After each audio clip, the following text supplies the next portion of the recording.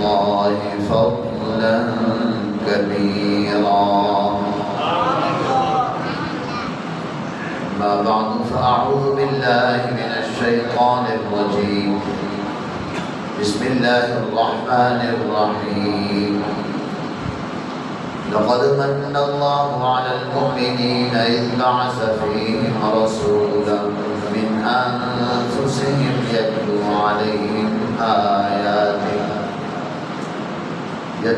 عليهم آياته ويزكيهم ويعلمهم الكتاب والحكمة وإن كانوا من قبل لفي ضلال مبين. صدق الله مولانا العظيم وبلغنا رسوله النبي الحبيب الكريم الصادق الأمين. قال الله عز وجل في شأن حبيبه مخبرا وآمرا تعظيما وتوقيرا وتبجيلا. إن الله وملائكته يصلون على النبي يا أيها الذين آمنوا صلوا عليه وسلموا تسليما. اللهم صل على حبيبك سيدنا ومولانا محمد معدن الجود والوجود والكرم منبع العلم والحلم والحكم وعلى آله وصحبه وبارك وسلم في كل لمحة ونفس بعدد كل معروف لك دائما أبدا. الصلاة والسلام عليك يا رسول الله. الصلاة والسلام عليك يا حبيب الله. مل کر پڑھ لیجیے. الصلاة والسلام عليك يا حبيب الله. الصلاة والسلام عليك يا رحمة للعالمين. الصلاة والسلام عليك يا خاتم النبيين. الصلاة والسلام عليك يا شفيع المذنبين.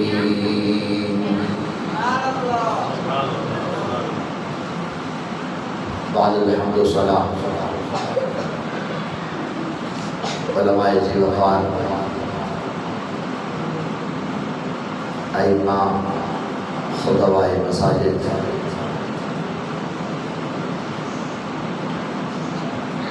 معززین محترم محترم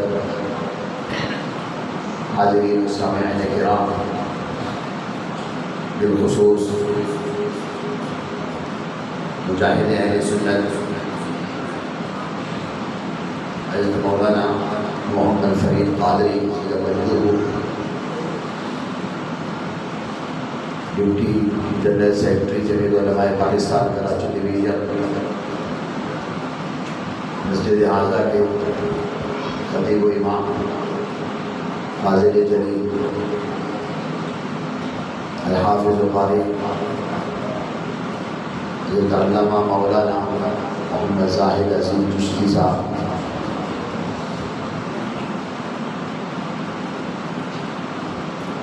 اور دیگر تمام علماء کرام، معززین علاقہ، بزرگوں، نوجوانوں، پیارے دوستوں، پیارے بچوں، السلام علیکم ورحمۃ اللہ تعالی وبرکاتہ۔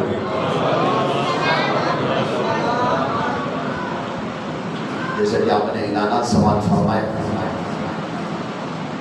یہ محفل مبارکہ میراج شریف کی یہ محفل عظیم الشان روحانی وجدانی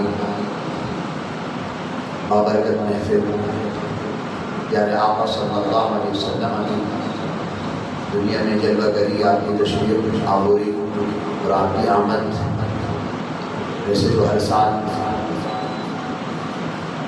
پورے سال میں جب کبھی بھی میراج شریف کی محفل منائیں اور اہل سنت مناتے ہیں، خاص طور پر جب یہ مہینہ آتا ہے ماہ ربیع الاول شریف کا، اس میں خصوصی اہتمام ہوتا ہے، خصوصی اہتمام کے ساتھ اور بڑے لطف اور احتشام کے ساتھ اس کو منایا جاتا ہے۔ محبت والے، ایمان والے اپنی خوشی کا، اپنی عقیدت کا، اپنی محبت کا اظہار مختلف انداز میں کرتے ہیں۔ اللہ تعالیٰ سب کو جزائے خیر عطا فرمائے۔ جمعیت علماء پاکستان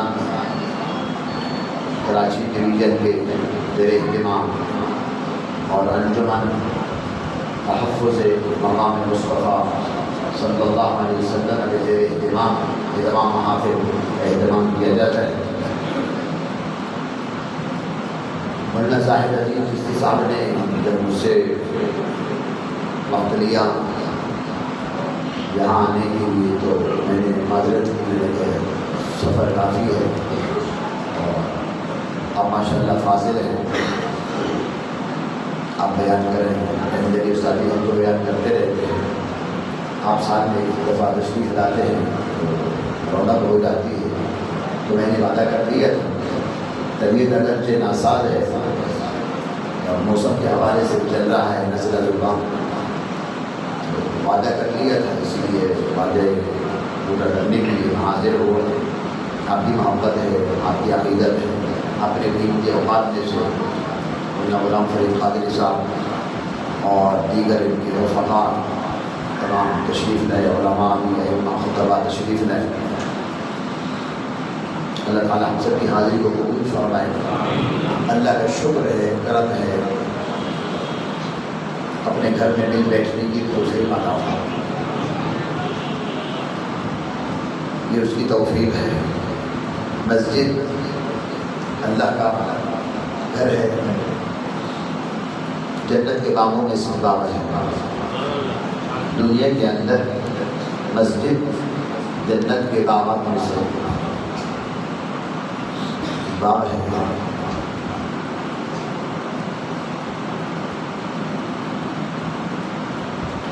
اللہ تعالیٰ ہمیں مسجد سے محبت عطا فرمائے۔ مسجد سے محبت کا تقاضا یہ ہے کہ اس کو آباد رکھنا چاہیے۔ آباد رکھنے کا مطلب یہ ہے کہ 5 وقت کی نماز پابندی کے ساتھ باجماعت ادا کرنے کی بھرپور کوشش کی جائے۔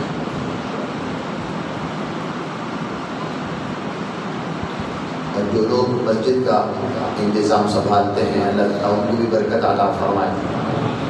جس انداز میں تعاون کرتے ہیں اللہ تعالیٰ سب کو برکتوں سے مالا مال فرمائے۔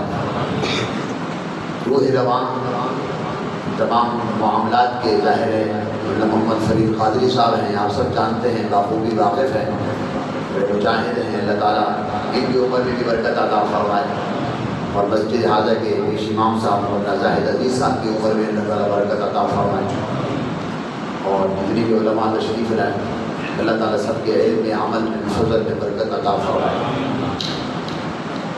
اللہ تبارک و تعالی جل جلالہ و عظم نوالہ نے قرآن مجید فرقان حمید میں ارشاد فرمایا ہے لقد من اللہ علی المؤمنین۔ البتہ تحقیق ہے کہ اللہ تعالی نے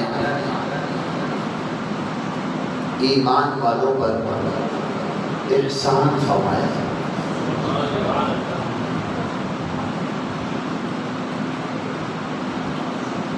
بے شمار اللہ کی نعمتیں، لا تعداد انگنت اللہ کی نعمتیں جن کے بارے میں اللہ تعالیٰ نے ارشاد فرمایا وَإِن تَعُدُّوا نِعْمَتَ اللَّهِ لَا تُحْصُوهَا۔ اگر تم اللہ کی نعمتوں کو شمار کرنا چاہو کہ اللہ کی کتنی نعمتیں ہیں، لا تحصوها، شمار کر نہیں پاؤ گے۔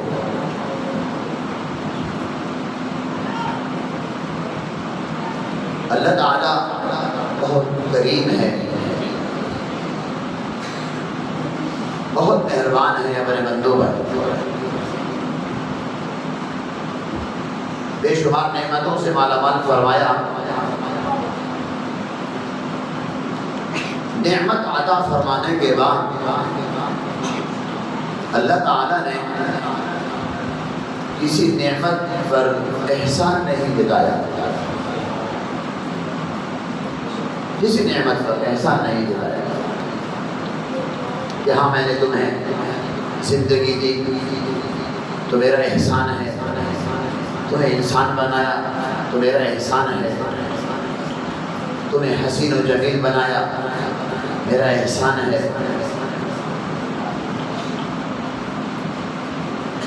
کھانے کی، پینے کی، رہنے کی، سہنے کی نعمتیں عطا فرمائی میرا احسان ہے، زمین تمہارے لیے، آسمان تمہارے لیے، شمس و قمر سب تمہارے لیے میرا احسان ہے، شجر و حجر سب تمہارے لیے تو میرا احسان ہے، نہیں فرمایا۔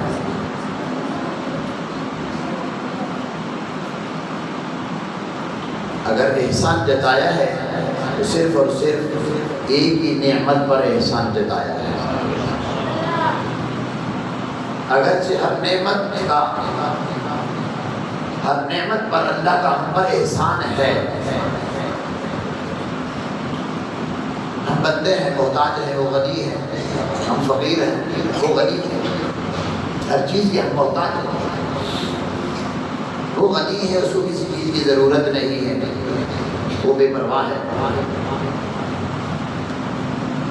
ہر نعمت اللہ تعالیٰ کی جو بندوں کو اللہ نے عطا فرمائی ہے وہ احسان ہے، وہ احسان ہے اللہ تعالیٰ کا، لیکن جتایا نہیں۔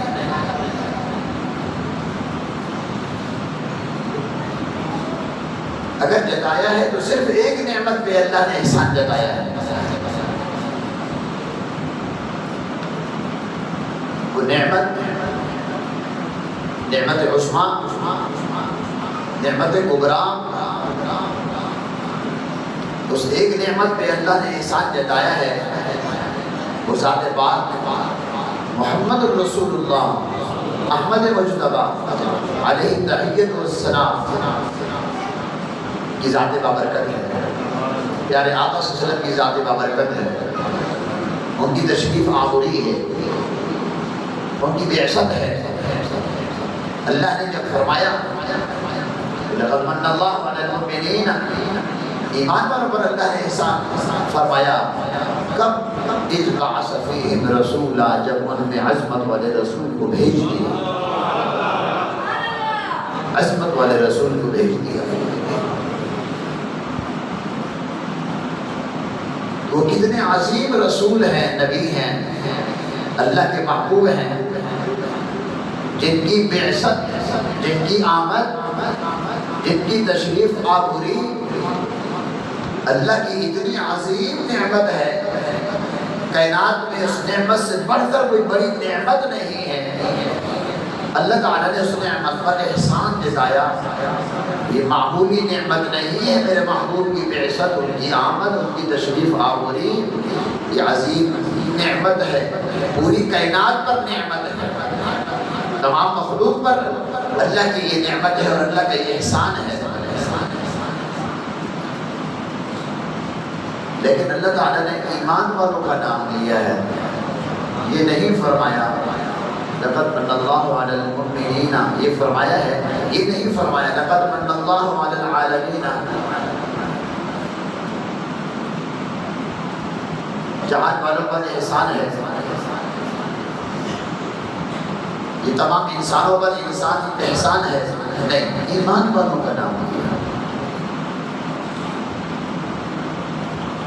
اس کی خاص وجہ یہ ہے کہ اللہ نے ایمان والوں پر احسان جتایا ہے، ان کو بتایا ہے کہ اس نعمت کی قدر، اس نعمت کی تعظیم اور توقیر، اس نعمت کی عزت، اس نعمت کا ادب اور احترام جنہوں نے کیا وہ ایمان والے ہیں۔ نعمت تو سب کے لیے، پوری کائنات کے لیے اللہ نے رحمت بنا کر بھیجا، لیکن اس نعمت کی قدر صرف اور صرف ایمان والے جانتے ہیں۔ اپنا سب کچھ تن من دھن قربان کرنے کے لیے ایمان والے ہم وقت تیار رہتے ہیں۔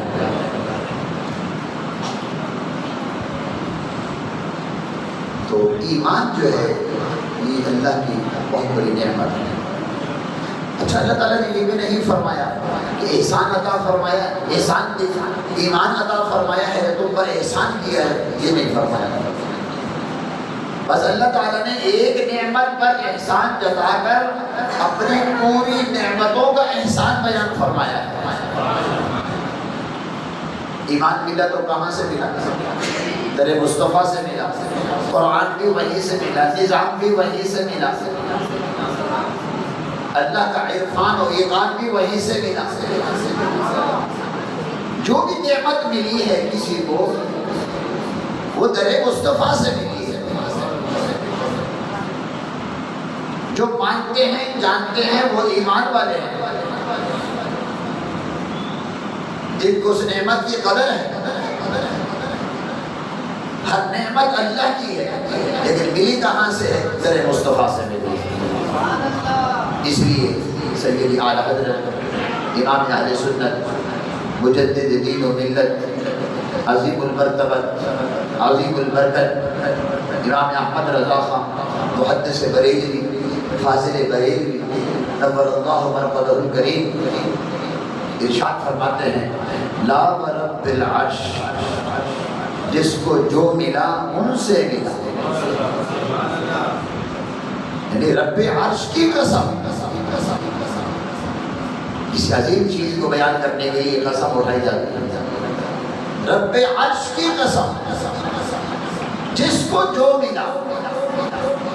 انبیاء کو نبوت ملی تو انہی کی صدقے میں، آدم علیہ السلام کو وجود ملا تو انہی کے صدقے میں، کائنات کو حسن ملا تو انہی کے صدقے میں، کمال ملا تو انہی کے صدقے میں، جمال ملا تو انہی کے صدقے میں، علم ملا تو انہی کے صدقے میں، تقوی اور طہارت ملا تو انہی کے صدقے میں، دنیا میں عزت ملی تو انہی کے صدقے میں۔ لا ورب العرش، جس کو جو ملا ان سے ملا۔ صرف دنیا کی بات ہی نہیں ہے، بڑھتی ہے کونین میں نعمت رسول اللہ۔ صرف دنیا کی بات نہیں، کونین دونوں جہاں، دنیا میں بھی آخرت میں بھی، یہ سب رسول اللہ صلی اللہ علیہ وسلم کا صدقہ ہے، یہ رسول اللہ صلی اللہ علیہ وسلم کی نعمت ہے۔ اس اعتبار سے نعمت تو اللہ کی ہے، لیکن اس اعتبار سے اللہ یعطی علی القاسم، میں عطا کرتا ہوں۔ اللہ تعالیٰ فرماتا ہے کہ رسول اللہ صلی اللہ علیہ وسلم فرماتے ہیں کہ اللہ عطا فرماتا ہے، میں تقسیم کرتا ہوں۔ تقسیم نعمت کے اعتبار سے نعمت کی نسبت رسول اللہ صلی اللہ علیہ وسلم کی طرف بڑھتی ہے کونین میں نعمت رسول اللہ کی۔ اللہ اکبر۔ سچی بات تو یہ ہے، ہمیں تو جینا نہیں آتا تھا، ہمیں تو مرنا بھی نہیں آتا تھا۔ ہمیں جینا سکھایا ہے تو پیارے آقا صلی اللہ علیہ وسلم نے سکھایا ہے، ہمیں مرنا سکھایا ہے تو پیارے آقا صلی اللہ علیہ وسلم نے سکھایا ہے۔ اللہ نے آنکھیں بنائی دیکھنے کے لیے، اللہ نے کان بنائے سننے کے لیے، اللہ نے زبان بنائی بولنے کے لیے، تکلم کے لیے۔ اللہ تعالیٰ نے سب نعمتیں عطا فرمائی، لیکن وہ نعمتیں جب تک رسول اللہ صلی اللہ علیہ وسلم کے اداؤں میں نہ ڈھل جائیں تو وہ نعمتیں ہمارے حق میں نعمتیں نہیں ہوں گی، وہ زحمتیں بن جائیں گی۔ رسول اللہ صلی اللہ علیہ وسلم اللہ کی ایسی عظیم نعمت ہیں کہ جن کے دامن سے وابستہ ہونے سے صحیح معنوں میں نعمتیں بنتی ہیں۔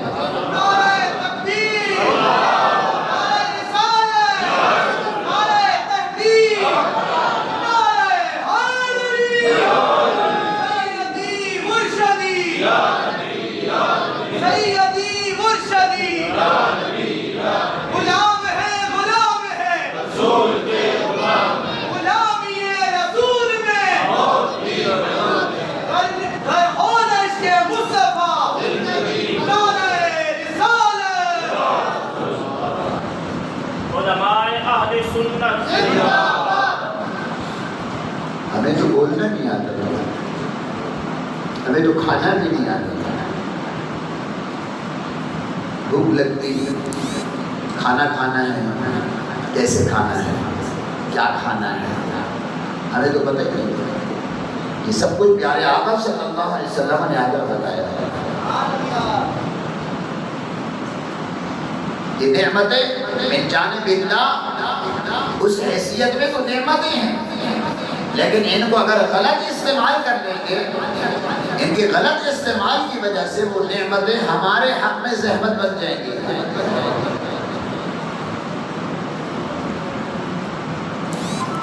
ہمیں دیکھنا رسول اللہ صلی اللہ علیہ وسلم سے سکھایا، کیا دیکھنا ہے کیا نہیں دیکھنا ہے۔ ہمیں بولنا رسول اللہ صلی اللہ علیہ وسلم نے سکھایا ہے، کیا بولنا ہے کیا نہیں بولنا ہے۔ سچ بولنا ہے، جھوٹ نہیں بولنا، گالی گلوچ نہیں کرنا۔ من کان یؤمن باللہ والیوم الآخر، جو شخص بھی اللہ پر یقین رکھتا ہے، ارشاد فرمایا جو شخص اللہ پر یقین رکھتا ہے اور آخری دن یعنی قیامت کے دن پر یقین رکھتا ہے، اس کو چاہیے یا تو اچھی بات کرے یا خاموش رہے۔ اچھی بات کہے تو ٹھیک ہے، خیر کی بات کرے، اگر خیر کی بات نہیں کر سکتا تو پھر خاموش رہے۔ ہمیں معلوم نہیں، اگر کامیاب ہونا ہے دنیا میں، قبر میں، آخرت میں، اگر کامیاب ہونا ہے تو میں یہ عرض کروں گا، یہ پیغام دوں گا آج کی مبارک محفل میں، علماء کی موجودگی میں، دنیا میں، قبر میں، آخرت میں اگر کامیاب ہونا ہے تو اپنی مرضی سے جینا چھوڑ دیں، اپنی مرضی سے جینا چھوڑ دیں۔ اگر ہمیں اپنی مرضی سے جینا ہوتا تو انبیاء کو بھیجنے کی کوئی ضرورت نہیں۔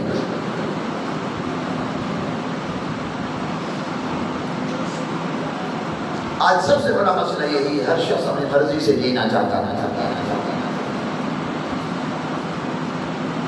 امیر ہو، فقیر ہو، وزیر ہو، مشیر ہو، حکمران ہو، عوام ہو، سیاستدان ہو، بڑے بڑے لوگ، مالدار ہو، فقیر ہو، ہر شخص اپنی مرضی سے جینا چاہتا ہے۔ سب سے بڑی خرابی یہ آ گئی،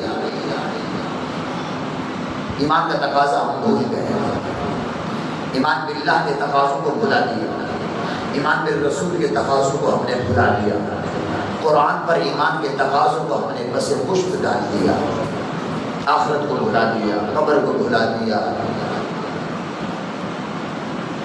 موت کو بھلا دیا، مرنے کے بعد حساب کتاب کو ہم نے بھلا دیا۔ کیوں بھلا دیا؟ کہ اپنی مرضی سے جینا چاہتے ہیں۔ ارے بھائی، میرے بھائی محترم، ایک موبائل ہم اپنی مرضی سے نہیں چلا سکتے، چلا سکتے نہیں، بنانے والے نے جیسے بنایا ہے، جو فنکشن رکھے ہیں، جو آپشن ہیں، اس کے مطابق چلائیں گے تو وہ صحیح چلے گا۔ اگر اس کو بنانے والے کے بتائے ہوئے طریقے کے مطابق نہیں چلائیں گے تو وہ صحیح نہیں چلے گا۔ کوئی بھی چیز بنی ہے، پنکھا چل رہا ہے، یہ ساؤنڈ ہے، یہ چل رہا ہے، اس کے سسٹم ہے، بنانے والے نے اس کا سسٹم بنایا ہے، کیسے چلنا ہے، اس کو کیسے چلانا ہے۔ اس کا فائدہ کب صحیح معنوں میں حاصل ہوگا؟ جب بنانے والے کے سسٹم کے مطابق اس چیز کو استعمال کیا جائے گا، یوز کیا جائے گا، کام میں لایا جائے گا، جب جا کے وہ صحیح فائدہ دے گی۔ ایسا ہے کہ نہیں؟ عام بات ہے، کامن بات ہے۔ معذرت کے ساتھ ہم عملی طور پر اپنی دین سے بہت دور ہو گئے، عملی اعتبار سے، عملاً۔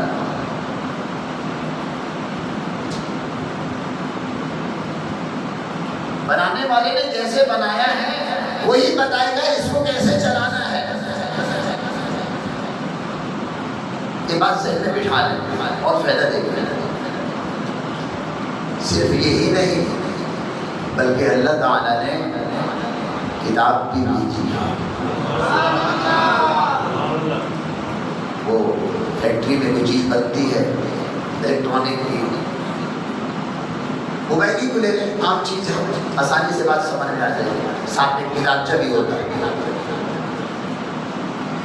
وہ کون دیتا ہے؟ موبائل بنانے والی کمپنی دیتی ہے، جنہوں نے اس موبائل کو بنایا ہوتا ہے، اس چیز کو بنایا ہوتا ہے، کیسے بنایا ہے، کیا کیا فنکشن ہے، کیسے یوز کرنا ہے، وہ پوری ڈیٹیل اس کے اندر ہوتی ہے۔ اگر وہ کتاب بھی ہم نہ سمجھ سکے، سمجھ میں نہیں آتی کیا لکھا ہوا ہے، تو پھر کیا ہوگا؟ چیز تو بڑی مہنگی ہے، خرید لی ہے، اس سے کام لینا ہے، بڑے فوائد ہیں، استعمال کرنا نہیں آ رہا۔ ایک کتابچہ بھی ہے، وہ پڑھ لو، کتابچہ بھی سمجھ میں نہیں آ رہا، پھر کیا ہوگا؟ پھر کسی سے پریکٹیکلی ہم سیکھیں گے، کسی کی قربت میں، صحبت میں آئیں گے، اس سے درخواست کریں گے، بتائیے گا کیا طریقہ ہے، کچھ وقت لگائیں گے ساتھ ہی ساتھ۔ بڑے اختصار کے ساتھ میں عرض کر رہا ہوں۔ تو اللہ تعالیٰ نے ہمیں بنایا، ہمیں بنا کر ہمارے حال پر نہیں چھوڑا کہ ٹھیک ہے تمہیں بنا دیا ہے، اب جو مرضی کھاتے رہو، پیتے رہو، چلتے رہو، بولتے رہو، دیکھتے رہو، سنتے رہو، اپنی مرضی سے جیو۔ یہ تو پھر جانور والا سلسلہ ہو جائے گا، جانور اپنی مرضی سے چلتے ہیں، میں کہوں گا وہ بھی اپنی مرضی سے نہیں چلتے، ان کو بھی باندھا جاتا ہے، جانوروں کو بھی پٹا گلے میں ڈالا جاتا ہے، رسی سے باندھا جاتا ہے، کیوں؟ کسی کا نقصان نہیں کرے، کسی کا حق نہ مارے، غیر شخص کی کھیتی میں منہ نہ مارے، روک کر رکھو۔ اللہ تعالیٰ نے انسان کو شعور دیا، عقل دی، سب کچھ دیا، لیکن پھر بھی اس کو اس کے حال پر نہیں چھوڑا۔ شعور دھوکہ دے سکتا ہے، عقل بندے کو دھوکہ دے سکتی ہے۔ اللہ تعالیٰ نے ایک ایسی چیز عطا فرمائی کہ عقل بھی قربان، جان بھی قربان، مال بھی قربان، سب کچھ قربان، وہ ذات پاک مصطفیٰ صلی اللہ علیہ وسلم۔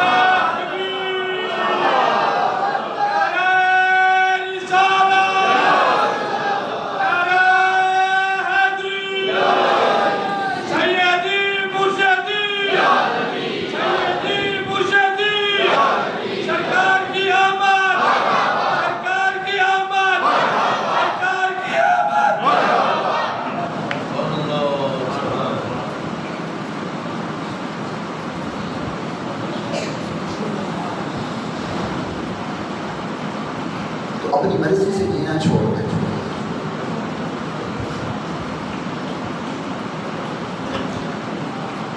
لوگ یہ کہتے ہیں کہ دین جو ہے بس نماز، روزہ، حج، زکات، بس۔ نماز بھی اپنی مرضی سے پڑھنا چاہتا ہے،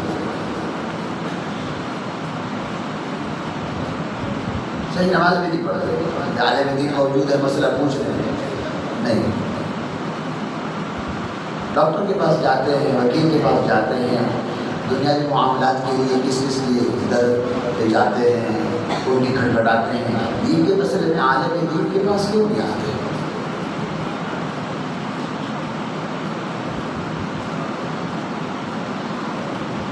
علماء کی صحبت اختیار کریں، علماء کی قدر کریں۔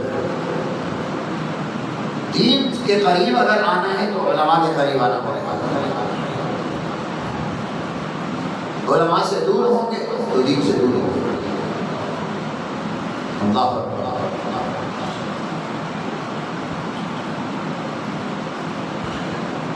تو جانوروں کو بھی پابند کیا جاتا ہے۔ اللہ تعالیٰ نے ایسے نہیں فرمایا کہ محبوب کچھ لوگ ہیں جو آپ کے دامن رحمت کو چھوڑ کر، آپ سے منہ موڑ کر، آپ سے دور ہو کر وہ ڈائریکٹ اللہ تعالیٰ سے رابطہ رکھتے ہیں، دعویٰ کرتے ہیں، وہ اللہ کے بڑے چہیدے ہیں، اللہ کو بڑے محبوب ہیں، نحن ابناء اللہ واحباؤہ کے مدعی ہیں۔ یہ بڑی غلط فہمی میں مبتلا ہے. محبوب آپ ان سے فرما دیجئے ان کنتم تحبون اللہ فاتبعونی.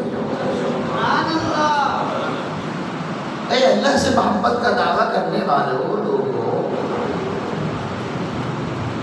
میرے دامن کو چھوڑ کر اللہ سے محبت ناممکن ہے. جس کو جو ملا ان سے ملا. میرے محبوب کے دامن کو چھوڑ کر میری محبت کا دعویٰ کرتے ہو. محبوب یہ لوگ بڑی غلط فہمی میں مبتلا ہے. آپ ان سے کہہ دیجیے اگر تم واقعی اللہ سے محبت کرتے ہو، تمہارا یہ دعویٰ ہے، اس دعوے کی سب سے بڑی دلیل یہ ہے کہ آنکھیں بند کر کے میرے محبوب کے پیچھے پیچھے چلو، ان کی اتباع کرو. ایک ہوتی ہے اطاعت اور ایک ہے اتباع.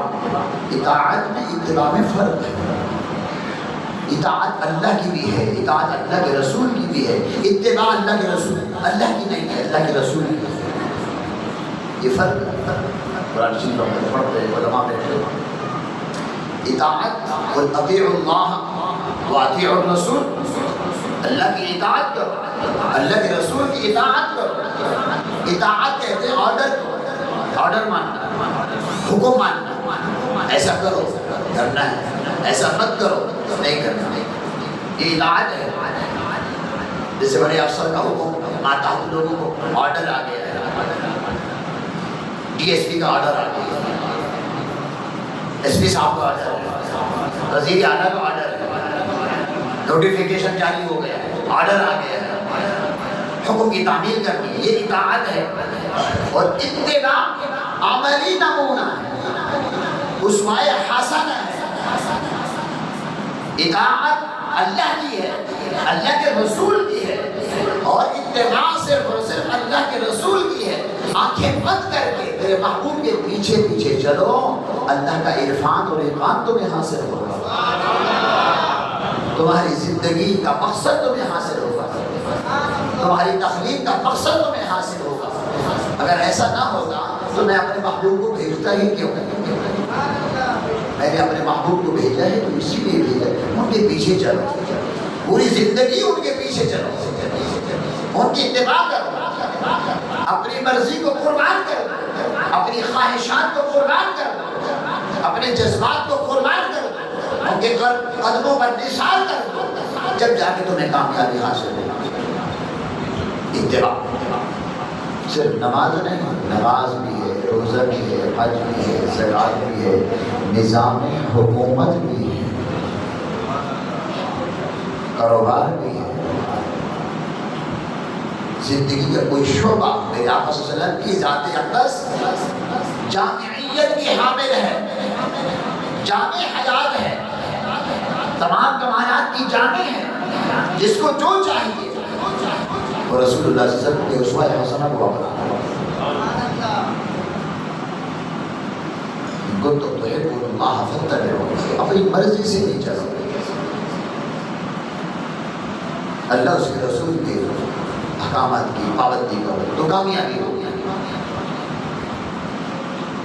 اس لیے رسول اللہ صلی اللہ علیہ وسلم نے ارشاد فرمایا، اللہ اکبر، لا یؤمن احدکم، اور فرمائیے حدیث مبارک صحیح حدیث ہے، لا یؤمن احدکم، تو میں سے کوئی شخص اس وقت تک مومن نہیں ہو سکتا حتی یکون ہواہ تبعا لما جئت بہ، اور کما قال النبی صلی اللہ علیہ وسلم. کوئی شخص اس وقت تک مومن نہیں ہو سکتا. ٹھیک ہے، علماء نے فرمایا ہے کمال ایمان کی نفی ہے.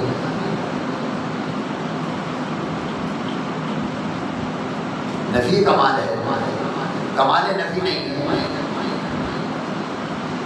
کمال کی نفی، ایمان کامل نہیں ہے، لیکن مطلقاً ہے حدیث پاک.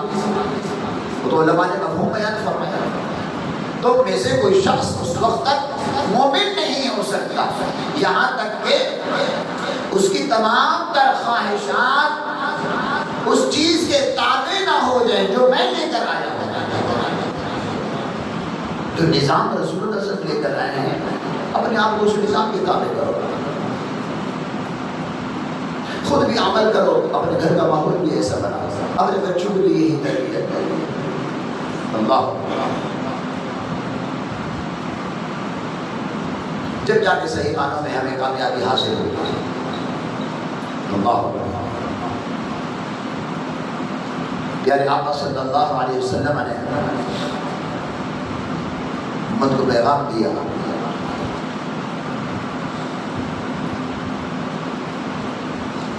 حضرت عبداللہ بن مسعود رضی اللہ تعالی عنہ سے روایت ہے، بہت بڑا پیغام ہے، آپ کے سامنے بیان کر رہا ہوں، آپ تشریف فرما ہیں، کچھ نہ کچھ لے کر جائیں، سامان اسلام لے کر جائیں۔ ارشاد فرمایا لا تزول قدم ابن آدم یوم القیامت حتی یسأل عن خمس، وکما قال النبی صلی اللہ علیہ وسلم، ارشاد فرمایا کہ دیکھو قیامت کے دن ابن آدم، ہم سب ابن آدم ہیں، آدم علیہ السلام کی اولاد ہیں، ابن آدم، قیامت کے دن ابن آدم اپنے قدم ہٹا نہیں سکے گا، چل نہیں سکے گا، وہیں کھڑے کھڑے اس سے 5 سوالات کیے جائیں گے۔ قیامت کے دن 5 سوالات کیے جائیں گے، 5 باتیں پوچھی جائیں گی، دنیا کی زندگی گزار کر چلے جائیں قبر میں، پھر اس کے بعد حشر میں اللہ کے دربار میں جب ہم حاضر ہوں گے، وہاں کی بات رسول اللہ صلی اللہ علیہ وسلم دنیا میں ہمیں پہلے سے بتا رہے ہیں، وہاں کے سوالات پہلے سے بتا رہے ہیں دنیا کے اندر، تاکہ ہم تیاری کر کے وہاں پہنچیں۔ ارشاد فرمایا عن عمرہ، سب سے پہلا سوال ہوگا ابن آدم سے عمر کے بارے میں، زندگی کے بارے میں، دنیا میں ہم نے زندگی دی فیما افنا ہو، وہ زندگی کیسے بنا دی، اس کو کیسے مکمل کیا، کیسے گزاری، جو زندگی ہم دنیا کی گزار رہے ہیں اس کے متعلق سوال ہوگا۔ شب و روز کیسے گزارے، رات و دن کیسے گزارے، جتنی زندگی اللہ نے دی 25 سال 30 سال 40 سال 50 سال 60 70 سال کی زندگی گزاری، کیسے گزاری پوچھا جائے گا۔ ہم کو شک ہو سکتا ہے یار آپس میں فرما رہے ہیں، سوال تو ہوگا، وہی کھڑے کھڑے سوال ہوگا، ہر انسان سے ہوگا۔ ابن آدم کا لفظ ہے مطلق ہے، المطلق یدل علی اطلاق ہے، نوعیت اگر بھی مختلف ہو، لیکن فرمایا کہ ابن آدم سے سوال ہوگا زندگی کے بارے میں، زندگی کیسے گزاری۔ پھر وہی سوال آ گیا، اپنی مرضی کے مطابق گزاری تھی یا اللہ اس کے رسول کی فرما برداری میں گزاری تھی، کیسے گزاری تھی۔ تو ہمیں سوچنا ہوگا، ہمیں غور کرنا ہوگا، اپنا محاسبہ کرنا ہوگا۔ میرے بھائی بڑی غفلت میں ہم چل رہے ہیں، وہ لچھے دار تقریریں چھوڑ دی ہیں، اصلاح معاشرے کی بڑی ضرورت ہے، بہت ضرورت ہے، بڑی غفلت میں ہم چل رہے ہیں۔ دنیا میں رہ کر ہم دنیا کے لیے زندہ رہ رہے ہیں، دنیا کے لیے، اسی کے لیے جی رہے ہیں اور اسی کے لیے مر رہے ہیں، آخرت کو بھلا دیا ہے۔ اللہ اکبر۔ دوسرا سوال ہوگا، نوجوان کو توجہ ہو، نوجوان، دوسرا سوال عن شبابہ، ہر ابن آدم سے جنہوں نے جوانی گزاری ہے، جوانی سے متعلق سوال ہوگا۔ نوجوانوں نے اپنی جوانی کیسے گزاری، جوانی اللہ کی عظیم نعمت، جوش، جذبہ، طاقت، ہمت، ہر چیز بالکل سیٹ ہے، آنکھ بھی صحیح کام کر رہی ہے، ہاتھ پاؤں بھی صحیح چل رہے ہیں، بالکل ہر چیز بالکل مکمل ہے، جوانی عروج ہے۔ جوانی کیسے گزاری، نوجوانوں سے سوال ہوگا، کتنی کریم ہیں آقا، قیامت کے دن ہونے والے سوالات پہلے سے بتا رہے ہیں اپنی امت کو، تاکہ میری امت قیامت کے دن اللہ کے دربار میں شرمندہ نہ ہو، پہلے سے تیاری کر کے جائے۔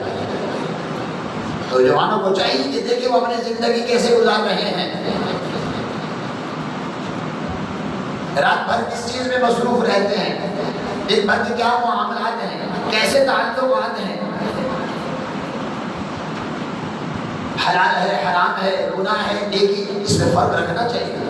سب جانتے ہیں آج کے دور میں، سب سمجھدار ہیں، کوئی ان پڑھ نہیں آج کے دور میں، سب پڑھے لکھے ہیں، نیکی اور بدی کا سب کو پتہ ہے، سب جانتے ہیں۔ اللہ تعالیٰ ہماری نوجوان نسل کی حفاظت فرمائے، شرم و حیا کی دولت عطا فرمائے، والدین کا فرما بردار بنائے، بڑوں کا ادب کرنے کی توفیق عطا فرمائے، آخرت کی فکر ہو، رسول اللہ صلی اللہ علیہ وسلم کی محبت کا جب صحیح جذبہ ہوگا پھر جوانی بھی صحیح گزرے گی۔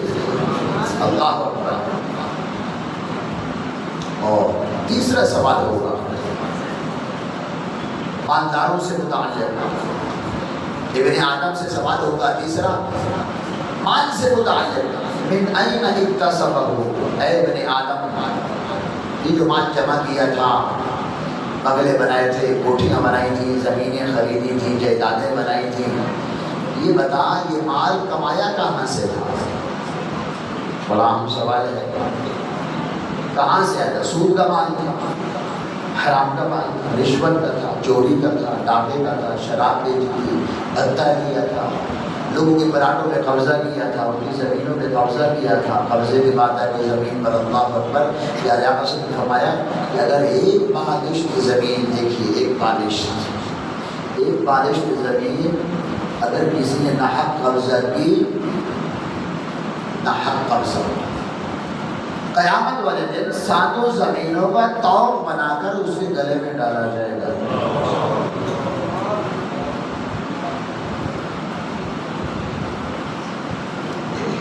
کوئی پرواہ نہیں، کیا جواب دیں گے؟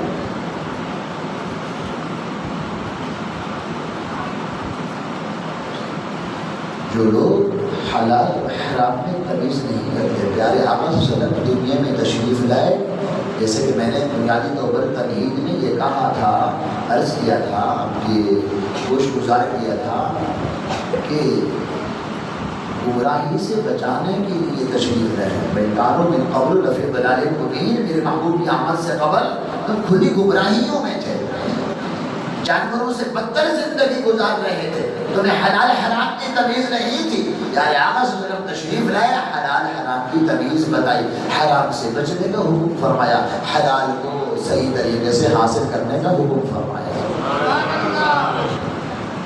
مال کہاں سے کمایا جائے؟ اللہ سوال ہوگا۔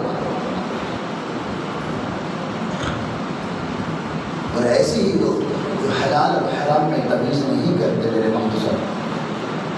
محترم، جو لوگ حلال اور حرام میں تمیز نہیں کرتے، ایسا ہے جیسا ہے آنے دو، جیسا ہے بس پیسہ ہے نا آنے دو۔ حدیث شریف عرض کر دوں، پیارے آقا صلی اللہ علیہ وسلم نے ایسے لوگوں کے بارے میں فرمایا، عبد الدینار عبد الدرہم، یہ اللہ کے بندے نہیں ہیں، یہ دینار اور درہم کے بندے ہیں، یہ مال کے بندے ہیں، ان کا سب بولنا بشونا مال ہے، مال مل جائے، کیا حلال ہوتا ہے کیا حرام ہوتا ہے کوئی فرق نہیں، بس مال آنا چاہیے۔ عبد الدینار عبد الدرہم، فرمایا ان پہ اللہ کی لعنت ہوتی ہے۔ جو لوگ عبد الدینار بن گئے، عبد الدرہم بن گئے، اللہ نے اپنی بندگی کے لیے بنایا، یہ مال کے بندے بن گئے۔ بہت کم ملیں گی آپ کو ایسی حدیثیں اور ایسے بیانات، بہت کم سنیں گے۔ اسلام کی بڑی ضرورت ہے۔ میں کیا عرض کروں، حلال کا لقمہ جب اپنے پیٹ میں جائے گا، حلال کا لقمہ بیوی کے پیٹ میں جائے گا، حلال کا لقمہ اپنے بچوں کے پیٹ میں جائے گا، وہ سوکھی روکھی ہی کیوں نہ ہو، حلال ہے، اس کی الگ برکت ہے۔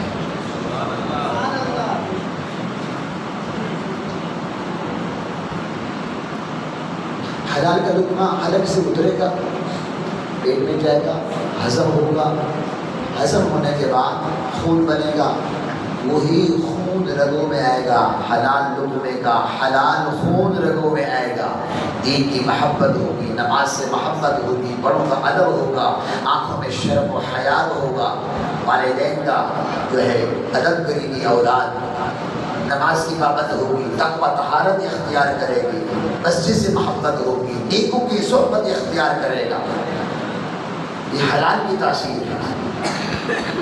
اور اگر حرام کا لقمہ ہوا، وہ پیٹ میں اتر گیا، پھر وہ ہضم ہوگا، اس کا بھی خون بنے گا، تو حرام کا خون جسم میں جب آئے گا، مسجد سے دور بھاگے گا، علماء سے دور بھاگے گا، اللہ والوں کے نقش قدم پر نہیں چلے گا، ہاں شیطانی صحبت مل جائے تو بڑا حشاش بشاش رہے گا، ہاں اثر ہے۔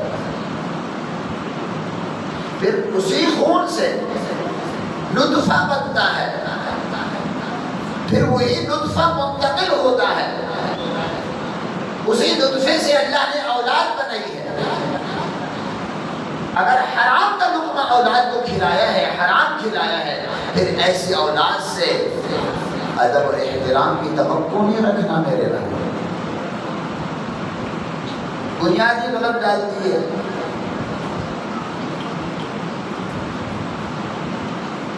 حلال حرام کی تمیز اکثر اٹھ گئی ہے۔ تو مال کے بارے میں پوچھا جائے گا، میرے بندہ مال اکٹھا کیا تھا، کمایا تھا، کہاں سے کمایا تھا، پوچھا جائے گا۔ دوسرا چوتھا سوال ہوگا وہ بھی مال سے متعلق ہے، دو سوال ہوں گے، ایک تو یہ کہاں سے کمایا، پھر پوچھا جائے گا خرچ کہاں سے کہاں کیا، وفیما انفقہ، خرچ کہاں کیا میرا بندہ، اچھے کاموں میں، نیک کاموں میں، دین کی ترویج اور اشاعت میں،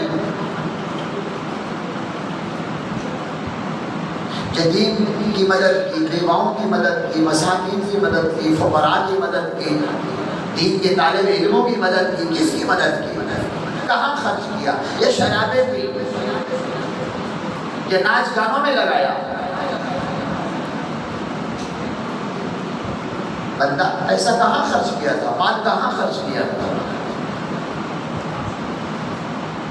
اس بات سمجھ میں آ رہی ہے، بات سمجھ میں آ رہی ہے، دل کو بھا رہی ہے، احساس ہو رہا ہے، یہی احساس ہے اصل چیز، احساس ضیاع ہو جائے تو بندے کو نقصان کا احساس ہو جائے، کوشش کرتا ہے۔ میرے بھائی دنیا کے معاملے میں ہم 10 روپے کا نقصان کرنا گوارا نہیں کرتے، اور دین سے اتنے دور ہیں، پیارے آقا صلی اللہ علیہ وسلم کی اتباع سے، آپ کے نظام سے، آپ کی زندگی گزارنے کے اصولوں سے اتنے دور ہیں، اربوں خربوں ڈالر، یہ کم کہہ رہا، اربوں خربوں ڈالر ہمارا نقصان ہو رہا ہے، ہمیں احساس نہیں ہے، خوش ہیں۔ دنیا میں آپ 10 روپے کا نقصان برداشت نہیں کرتے، نہیں بھی میرا نقصان ہو جائے گا، لوز ہو جائے گا، نہیں دے سکتا، نہیں بیچ سکتا، خریدنی ہے تو لے لو، آپ 12 میں خرید لو، 15 میں خرید لو، 10 روپے میں نہیں، میرا نقصان ہے۔ کاش کی یہی سوچ دین کے حوالے سے ہوتی ہے۔ آج ہم نے دنیا کو ترجیح دے دی ہے، دین کو ہم نے ڈیگریڈ کر دیا، دین کو ہم نے بس کچھ ڈال دیا، جو دین رسول اللہ سے لے کر آئے، جس دین کی ترویج اور اشاعت کے لیے پیارے آقا صلی اللہ علیہ وسلم دنیا میں جلوہ گر ہو کر بڑی تکلیفیں برداشت کی، صعوبتیں برداشت کی، جہاد کیا، آج ہم نے اس دین کو بھلا دیا، نفس کے پیروکار ہو گئے، اپنی خواہشات کی تکمیل میں لگے ہوئے ہیں۔